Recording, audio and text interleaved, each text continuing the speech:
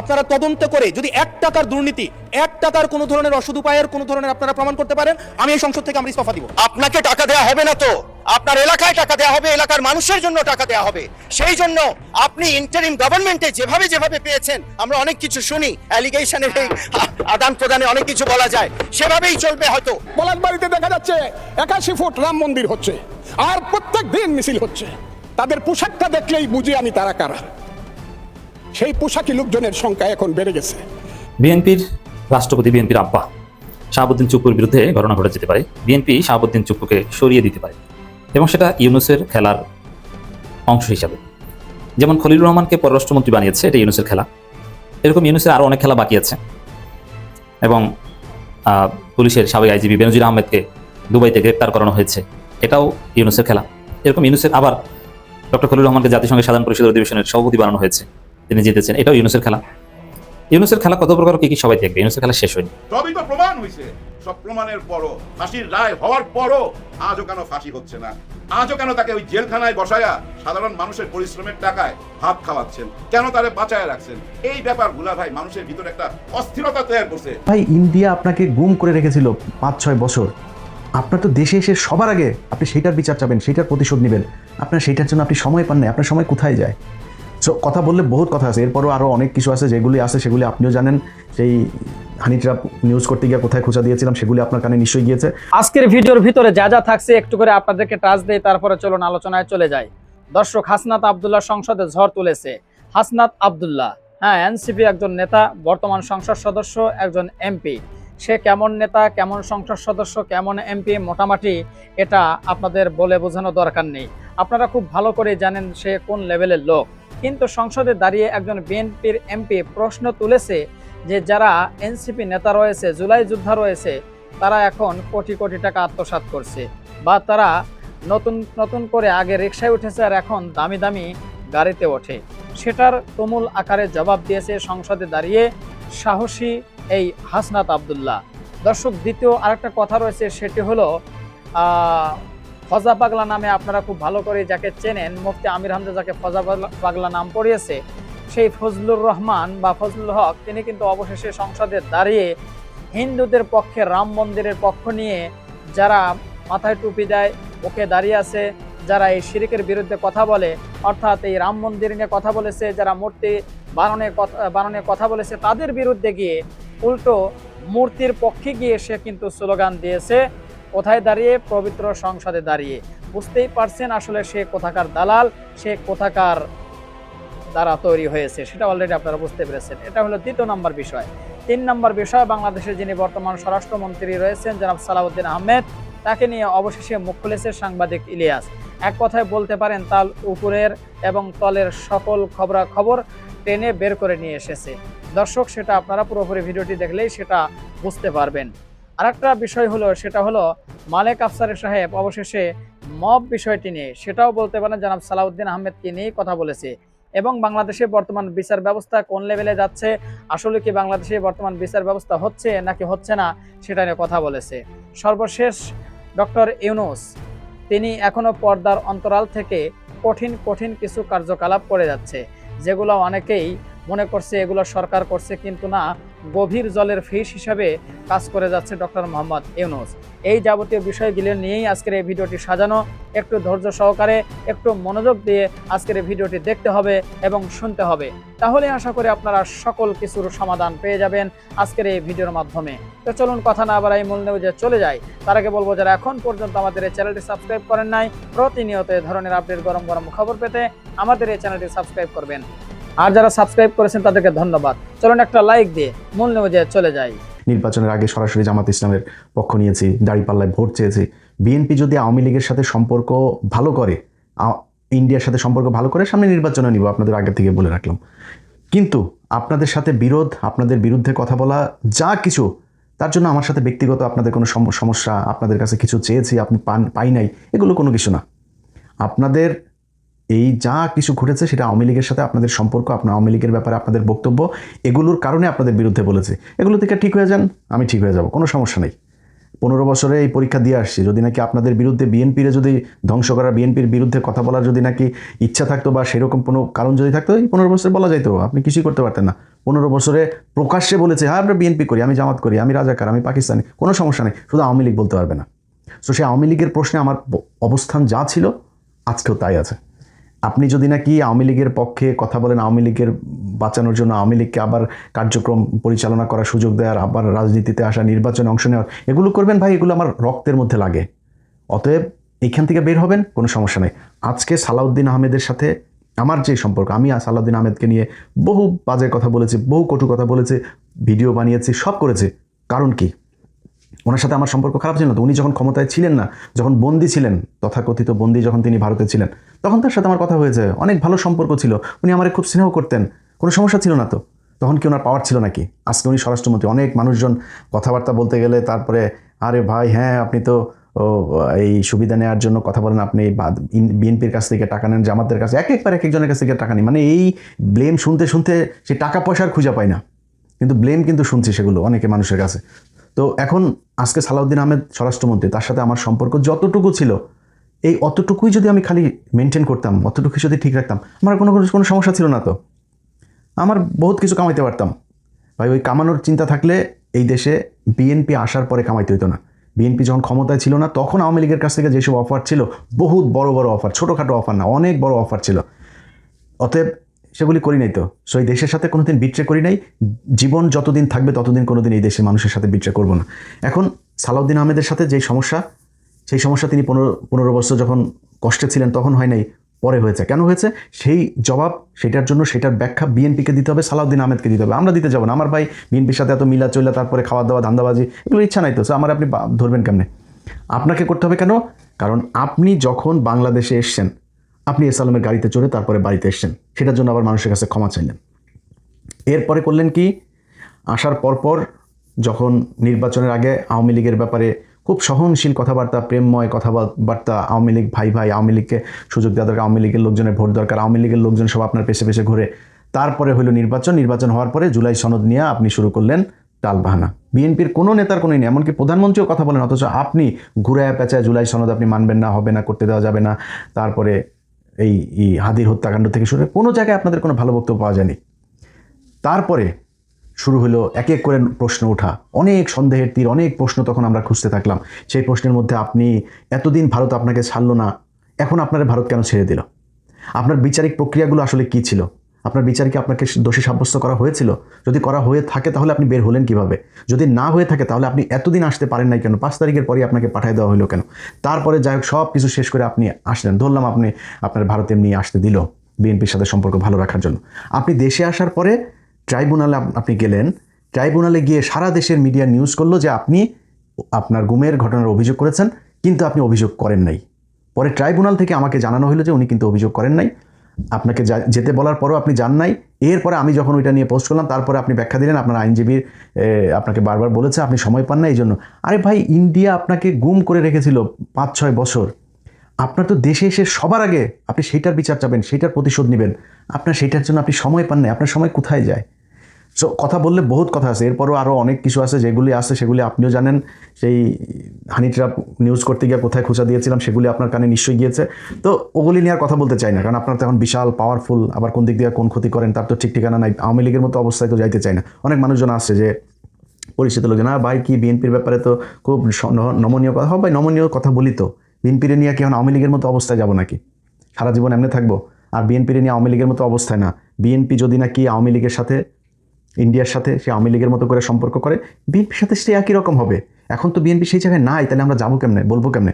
কারণ এই যে তারেক রহমানের যে সফর, এগুলো নিয়ে আরও 2-3 দিন পরে একটা ভিডিও করবো, সেখানে বলবো। কিন্তু আজকে এই সালাউদ্দিন আহমেদকে নিয়ে যেহেতু কথা বলছি, সালাউদ্দিন আহমেদের যে বক্তব্য, সেই বক্তব্যে তিনি যে কথাটা বলেছেন যে আওয়ামী লীগ, মানে 2টা বক্তব্য আমি এরকম শুনেছি, হয়তো এর বাইরেও আছে কিনা জানি না, যে আওয়ামী লীগকে তিনি সাংবাদিক এক জায়গায় বলছেন যে আবার প্রশ্নটা করুন তো, মানে উনি শুনতে চাচ্ছে। সালাউদ্দিন ভাই সেরকম লেগেছে আপনারে, আপনি যখন আবার রিপিট করতে বলছিলেন সাংবাদিককে, মানে ড্যাশিং, ড্যাম কেয়ার, সব মানে স্মার্টনেসের যা যা আছে সব কিছু সেখানে আপনার চোখে মুখে করছিল। ভাই এইটাই চাই, আপনি ভাই আমার মানে যা আছে, আমার জায়গা জমি সম্পত্তি সব নিয়ে নেন, কোনো সমস্যা নেই ভাই। ইন্ডিয়ার ভারতের ব্যাপারে যদি আপনি কঠোর থাকেন, আপনি আমার বাপ, কোনো সমস্যা নেই। আমার আপনার প্রতি কোনো ক্ষোভ থাকবে না, কোনো জেদ থাকবে না, রাগ থাকবে না, আপনার বিরুদ্ধে একটা কোনো পোস্ট করবো না, কিচ্ছু করবো না। অতএব এই জায়গায় ভাই ঠিক থাকেন। আওয়ামী লীগের ব্যাপারে যেইভাবে কথা বলেছেন এইভাবেই থাকতে হবে। একটা জিনিস মাথায় রাখেন, আপনাদের আমি নিজেও ব্যক্তিগতভাবে, ধরেন আমার এখনও অনেক মানুষ জিজ্ঞেস করলে আমি একটা কথা বলি যে মানে কেমন আছে জিজ্ঞেস করে না ভাই, হাসিনা বাংলাদেশে নাই, এইটা আমাদের জন্য মানে ধরেন আমি এখন যদি দেশে যাই, আমি ভাই কিছু না করে খাইলেও তো ভাই আমি 2-4 লাখ টাকা আমি মাসে চাকরির এরকম জায়গা আমি খুঁজে পাবো। মানে আমার পুলিশ খুঁজবে না, আমার মানে জেল হবে না, ফাঁসি হবে না, ভয় থাকবে না, গুম হবো না, ক্রস ফায়ারে যাবে না, আর কি লাগে? এটি তো বিশাল ব্যাপার। এবং বাংলাদেশে এরকম আমার মতো, বিশেষ করে বিএনপিতে এখন পাওয়ারে আছে, তারা তো আমার চাইতেও ভালো অবস্থানে আছে, তাই না? তাদের পুলিশ তো খুঁজে না, উল্টা পুলিশ তাদের কথা শুনে বহুত হাজার হাজার লক্ষ লক্ষ কোটি কোটি টাকার মালিক হয়ে গেছে তারা এখন লন্ডনে বাড়ি গাড়ি জমি জায়গা কিনছে, বিভিন্ন দেশে দেশে কিনছে তারা। তো এখন তো অনেক ভালো আছেন। তো সেই ভালো থাকার জায়গাটা যদি আপনি মানে স্মুথ করতে চান, প্রলং করতে চান, এটারে যদি ধারাবাহিকভাবে রাখতে চান, তাহলে আপনারা ভাই আওয়ামী লীগকে এই দেশে এইভাবেই রাখতে হবে। আওয়ামী লীগকে ইন করতে দেওয়া যাবে না। জামাতের সাথে আপনাদের রাজনৈতিক বিরোধিতা আছে, আমি নিজেও জামাতের পক্ষে ভোট চেয়েছি নির্বাচনের আগে। তো জামাতের সাথে এটা থাকবেই ভাই। আপনি তো আপন ভাইয়ের সাথে ভাইয়ের গ্যাঞ্জাম হয় না জমি জায়গা নিয়ে, রাষ্ট্রীয় ক্ষমতা কে পাবে সেটা নিয়ে বিশাল গ্যাঞ্জাম হবে, মানুষ মারাও যাবে, এটা খুবই স্বাভাবিক একটা ব্যাপার আমাদের দেশের মধ্যে। চাই না, কিন্তু এটা যাবে, এটা খুব স্বাভাবিক ব্যাপার। তাই বলে সেই 71-এর গান গুন গায়া জামাতরে মাইনাস করে তারপরে আওয়ামী লীগরে ঢুকায়া, আওয়ামী লীগ কি জিনিস এবার আরেকবার যদি আসতে পারে ওই দিন বুঝাই দিবে। আওয়ামী লীগ বুঝাইতে হবে না, ইন্ডিয়াই বুঝাই দিবে। অতএব যত জাউরামি করেন, চুরি করেন, লুচ্চামো করেন, বাটপারি করেন, যা মনে চাই করেন। আমি এই গেল 15 বছরে আমার বহু ভিডিওতে আমি বলেছি যে আওয়ামী লীগ যেভাবে ক্ষমতায় আছে, এইভাবে যদি 15 বছর বিএনপি ক্ষমতায় থাকতে পারতো, তাইলে বিএনপি আওয়ামী লীগের চাইতেও হয়তো বেশি চুরি করতো। ওইটা কিন্তু প্রমাণ আপনি কিন্তু প্রমাণ করে দিচ্ছেন, এই চুরি করছেন, কিন্তু প্রচুর চুরি করছেন, এবং চুরিতে আপনারা খুব পাকাপোক্ত, মানে খুব অভিজ্ঞতা সম্পন্ন চোর আপনারা। হ্যাঁ, চুরি করছেন, কিন্তু এটা নিয়ে এত হেজিটেশনের কিছু নাই, লজ্জা পাওয়ার কিছু নাই, এটা চুরি করেন, এটা করেন। এবং যারা এমপি মন্ত্রী টন্ত্রী আছেন, আপনাদের যারা পোলাপান সন্তান টন্তান আছেন, আপনাদের বলি আপনাদের বাপ কিন্তু চুরি করে, আপনার বাপ চোর একজন, চুরি করে আইনে আপনাদেরকে বিশাল ভিআইপি জায়গায় রাখে, বিদেশে রাখতেছে, পড়াশোনা করাইতেছে, বিরাট আকারে ভিআইপি নতুন নতুন ব্র্যান্ডের গাড়ি টাড়ি নিয়ে চলেন। চোরের বাচ্চা কিন্তু আপনারা, এটা মাথায় রেখেছে। ওইটা নিয়ে কোনো সমস্যা নাই, বিএনপি চুরি করবে, জন্ম হয়েছে বাংলাদেশের রাজনীতিবিদদের চুরি করার জন্য, ওইটা কোনো সমস্যা না, ওইটা নিয়ে মাথা ঘামাইলে আপনি ওইটার কোনো সলিউশন আমি দিতেও পারবো না। অতএব যেটা সমস্যা ভারত, এই ভারতের জায়গাটা থেকে ঠিক থাকতে হইলে ভারতের বাংলাদেশে মূল ইনস্ট্রুমেন্ট এই আওয়ামী লীগ, তাদেরকে আপনাদের ঠিক রাখতে হবে। তাদেরকে সোজা করে রাখতে পারলে এই জামাত এগুলি কোনো সমস্যা না ভাই। জামাত আপনাদেরকে এই গেল 6 মাসেই আপনাদের যেই শান্তিতে সরকার পরিচালনা করার সুযোগ দিয়েছে, এটা জামাত বলেই দিয়েছে। আজকে যদি আওয়ামী লীগ থাকতো তাহলে কি হইতো? ইভেন জামাত যদি ক্ষমতায় থাকতো তাহলে আপনারা কি করতেন একটু নিজেদের কোশ্চেন করেন। অনেক মানে তর্ক বিতর্ক, আপনাদের ভিতরে প্রতিযোগিতা, মারামারি, হাতাহাতি, অনেক কিছু হবে। বাট এটা মনে রাখেন যে মানে বাই রোটেশন আপনারা ক্ষমতায় আসবেন, জামাত একবার আসবে, আপনারা একবার আসবেন, তারা এটা নিয়ে আপনাদের ভেতরে ঝগড়া হবে, অনেক কিছু হবে, কিন্তু আপনাদের দুইজনকেই বাংলাদেশ পরিচালনা করতে হবে। এটা যদি করেন, আপনাদের সাথে আসি, বিএনপির সাথে আমার কোনো সমস্যা নেই, জামাতের সাথে আমার কোনো সমস্যা নেই। আমাদের সালাউদ্দিন সাহেব খুব জোরালো কণ্ঠে বলছিল, আজ থেকে মব শেষ। মব শেষ হয়ে গেছে? না, মব শেষ হয় নাই, কিন্তু মব নিয়ে লেখালেখি বন্ধ হয়ে গেছে। এখন কিন্তু আর ওই মব শব্দটা পত্র পত্রিকায় লেখা হয় না। লেখা হয়তো কখন? ডক্টর ইনুস স্যারের আমলে প্রতিদিনই তো ভাই 10-15টা মবের খবর থাকতো পত্র পত্রিকায়, বিভিন্ন চ্যানেলে, টক শোতে মব নিয়েই আলোচনা থাকতো। হয়েছে, প্রচুর মব হয়েছে। এখন কি হয় না? এখনো হয়, কিন্তু পত্র পত্রিকায় এখন মব লেখে না। এখন আর লেখে না এই স্বরাষ্ট্রমন্ত্রী ব্যর্থ, দেশ ঠিক মতো চালাইতে পারতেছে না। এগুলো কখন লিখতো? ডক্টর ইনুস স্যারের আমলে। এই সরকার টিকবে না, এই সরকার চালাইতে পারবে না, দেশ চালাইতে পারবে না ডক্টর ইনুস, এই কেন যাচ্ছে না, অপদার্থ, বুড়া হয়ে গেছে, ঠিক মতো হাঁটতে পারে না, প্যাম্পাস লাগাইয়া রাস্তায় বাইর হইতে হয়, অফিসে আসতে হয়, এরা কেমনে দেশ চালাবে?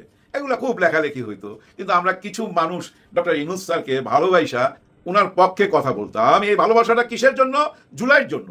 জুলাইয়ের ছাত্ররা তাকে ডেকে নিয়ে আসছে ফ্রান্স থেকে, উনি আইসা এই দেশের হাল ধরছে, এর জন্য ওনাকে ভালোবাসতাম। যাই হোক, সেটা অতীত হয়ে গেছে, উনি অচল, উনি পারবে না দেশ চালাইতে। এই দেশ চালাইতে পারবে একমাত্র নির্বাচিত সরকার। এরপরে যাই হোক, নির্বাচন চলে আসলো, নির্বাচনে ভোট নেবার জন্য আমরা অনেক রকম লোভ দেখাইছি। হ্যাঁ, অনেক রকম লোভ দেখাইছি, শুধু লোভ দেখায়া পিছায়া চলে গেছি না, এটা বাস্তবায়নও করছি নির্বাচনের পর। দিছে তো ভাই, ফ্যামিলি কার্ড দিছে, কৃষক কার্ড দিছে, কে কতখানি পাইছে না পাইছে সেটা পরের হিসাব দিতে দেখছি। ওই যে বৃক্ষরোপণ সেটাও শুরু হয়ে গেছে, আর খাল খনন সেটা তো এক মহা ইতিহাস রচনা করছে, সেটাও শুরু হয়ে গেছে, সেটাও আমরা দেখছি। কিন্তু আমরা যে আমাদের দেশের ওই যে ইয়াং জেনারেশন বলে না যে 4 থেকে 5 কোটি ইয়াং জেনারেশন আছে, এদেরকেও একটা লোভ দেখাইছি। কি লোভ জানেন? যে তোমাদেরকে চাকরি দিব, 1 কোটি চাকরি দিয়া ফেলামো বছরে, বা 5 বছরে 5 কোটি, এরকম কি জানি একটা কথাবার্তা দিছিল। কে দিছিল? আমির খসরু সাহেব। উনি কিন্তু বলছে বেকার যুবককে চাকরি দিব। ভাই বর্তমানে সার্টিফিকেট নিয়ে বহু বেকার যুবক ঘুরতেছে, পায়ের স্যান্ডেল ক্ষয় করে ফেলতেছে, চাকরি পাচ্ছে না। যাই হোক, চাকরি পাচ্ছে না, এটা পুরান ইতিহাস। নতুন ইতিহাসে আসি, যে কথাটা দিল আমির খসরু সাহেব, আপনি কথা দিছিলেন যে আমরা ক্ষমতায় আইসা কোটি কোটি এই বেকার যুবককে চাকরি দিব। কোটি শব্দটা বলছিলেন, সেটা কি 5 বছরে 1 কোটি না 5 বছরে 5 কোটি সেটা মনে নাই। কিন্তু এখন প্রশ্ন হচ্ছে, ধৈর্য নিতে পারি আপনি 5 বছরে 1 কোটি চাকরি দিবেন, 1 কোটি ধৈর্য নেই, তাহলে এই যে 1 বছর হিসাব তো শুরু হয়ে গেছে, 4 মাস তো পার হয়ে গেছে, এই 4 মাসে কতজনকে চাকরি দিছেন ওই হিসাবটাই আজকে জানতে চাইছে হাসনাত আব্দুল্লাহ এই সংসদে। হ্যাঁ, ওই হিসাবটাই জানতে চাইছে, এই 4 মাসে কতজনকে চাকরি দিছেন, 5,000, 5 লাখ বা 100, 500, সেই হিসাবটা দেন। কেউ কোনো কথার উত্তর দিতে পারে নাই, যার জন্য বললাম লোভ দেখায়া ভোট নিলেন নাকি আমাদের কাছ থেকে। এটাই তো প্রমাণ হয় যে আপনারা লোভ দেখায়া ভোট নিছেন। 4 মাসের মধ্যে তো কেউ চাকরি পাইল না, সার্টিফিকেট নিয়ে তো বেকার যুবকরা ঘুরতেছে। 4 মাসের মধ্যে 400 অন্তত চাকরি দিয়া থাকলে সেটার প্রমাণ দেন, দিতে পারবেন না। ওই হিসাবটাই চাইছে হাসনাত আব্দুল্লাহ আজকে সংসদে। অনেকদিন ছিল না ভাই, 10-12 দিন ছিল না, দেখেন আসার পরেই এমন জায়গায় হাত দিছে, একেবারে চোখে আঙুল দিয়া দেখাইয়া দিল যে ওনারা লোভ দেখায়া ভোট নিছে, এখনো কাউকে চাকরি দিতে পারে নাই। এইটাই তো হওয়া উচিত এই সংসদের আচরণ। আমি মনে করি মিনিটে লক্ষ লক্ষ টাকা খরচ কইরা এইসব গুরুত্বপূর্ণ আলোচনা করতে হবে, ওনাদেরকে বারবার জিজ্ঞেস করতে হবে। ওই যে 31 দফা, ওনারা কিন্তু এই 5ই আগস্টের আগেই 31 দফাটা দিছিল। ওনাদের ওই 31 দফা কই? ওইটা তো ছিল ওনাদের নির্বাচনী এজেন্ডা। ওই 31 দফার মধ্যে তো সংস্কার আছে। 4 মাসের মধ্যে ওই 31 দফার কোন দফাটার দিকে ওনারা আগাচ্ছে, কতটুকু পালন করছে, সেই হিসাবটা তো নিতে হবে এই সংসদে। সেই হিসাব না নিয়া ওইখানে যেসব আলোচনা হয় সেটা তো আপনারা দেখছেন, ইংলিশ, বাংলিশ, এরপরও ভাই আরো অনেক রকম পর্ব আসছে, পুরা নাটকীয়তা ভরপুর। এর মধ্যে আবার আসছে কি, এর মধ্যে আবার একটা নতুন ব্যাপার দেখা দিছে। সেটা কি জানেন?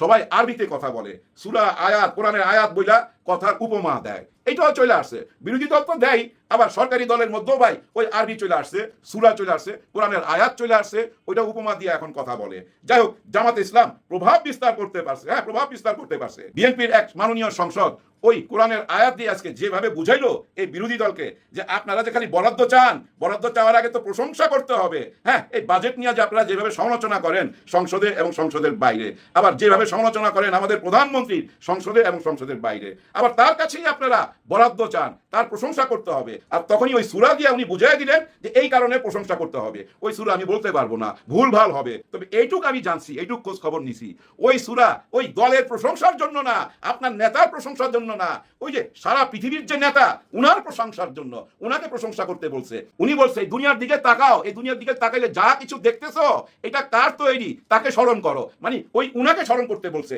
পৃথিবীর সবচেয়ে বড় নেতা যে, উনাকে স্মরণ করতে বলছে। আল্লাহ নিজে বলতেছে যে তোমরা দেখো তোমার সৃষ্টিকর্তা কি করতে পারে এবং সেটা তোমরা শুকরগুজার করো, সেটার প্রশংসা করো। আর আপনি ওইখানে আইনা জোড়া দিয়ে দিলেন কোথায়? ওই বাজেটের প্রশংসা করার জন্য। প্রশংসা করে কেন বরাদ্দ নিতে হবে? কারণ কি তেলবাজি করে বরাদ্দ নিতে হবে? আপনাদের এই ধারণা যে তেলবাজি না করলে বরাদ্দ দিবেন না। যাই হোক, সালাউদ্দিন সাহেব এই কথাটা নিয়ে আরো শক্ত বয়ান তৈরি করতে চাইলো এবং প্রশংসা করলো যে ওনাদের দলও ওই মাদ্রাসার ছাত্র আছে, ওনাদের দলও হুজুর আছে যারা কোরআনের আয়াত বলতে পারে, কিন্তু আয়াতের যে ব্যাখ্যাটা দিছে সেটা তো ভুল ব্যাখ্যা ছিল, সেটা কিন্তু বলে নাই। আপনারা তো জানেন সালাউদ্দিন সাহেব সব মন্ত্রণালয়ের ব্যাপারে অভিজ্ঞ, সবাই কথা উনি বলতে পারে, স্বয়ং প্রধানমন্ত্রীর কথা উনি বলতে পারে, অনেক জ্ঞানী। কিন্তু কথা হচ্ছে দেশের অবস্থাটা কি, সেটার খবর কি আপনি রাখেন? আজকেও লক্ষ্মীপুরে এক মা আর তার সন্তানকে, তার মেয়ে সন্তান, অনেক বড় ঘটনা ঘটছে, আপনারা জানেন, মুখে আনতে চাই না। বিচার আচার কোনো কিছুই তো নাই। 23 তারিখ তো পার হয়ে গেল, মাননীয় প্রধানমন্ত্রী বলছিল রামিসা হত্যাকাণ্ডের বিচার হবে, ওই সোহেল রানার বিচার হবে 1 মাসের মধ্যে। 1 মাস পার হইয়া আরো 2 দিন পার হইয়া যাইতেছে, কিন্তু সেই বিচার কার্য কোথায়? শুনলাম আজকে যে ওই আসামিকে বাঁচাইবার জন্য তার পক্ষে একজন উকিল দাঁড় করানো হয়েছে। হয়তো আইনের মধ্যে সেটা আছে, কিন্তু এই আইনটাই তো পচা আইন। সবকিছু প্রমাণ হয়ে যাওয়ার পর এখন এর এই জেলের ভাত খাওয়াইবেন? আমাদের দেশের এই যে সাধারণ মানুষের পরিশ্রমের টাকায় এই জেল চলে, তো আপনারা যে চালান দেশ এই সাধারণ মানুষের পরিশ্রমের টাকা, এই টাকা দিয়ে এখন ওরে ভাত খাওয়াইবেন, ওর বউরে ভাত খাওয়াইবেন, ওদেরকে কন্ডম সেলে রাইখা এখন কতদিন এই ভাত খাওয়াবেন আপনারা জানেন। আমরা তো দেখছি ভাই, এই দেশে ভাই আর্মিরাও বিচার পায় না। মনে নাই আপনাদের মেজর সিনহার কথা? মেজর সিনহাকে কিভাবে হত্যা করা হয়েছে আপনারা তো সবই জানেন। এবং ওই ওসি প্রদীপ শুধু মেজর সিনহা না, শত শত খুন করছে, সবই তো প্রমাণ হয়েছে। সব প্রমাণের পরও, ফাঁসির রায় হওয়ার পরও আজও কেন ফাঁসি হচ্ছে না? আজও কেন তাকে ওই জেলখানায় বসায়া সাধারণ মানুষের পরিশ্রমের টাকায় ভাত খাওয়াচ্ছেন? কেন তারে বাঁচায় রাখছেন?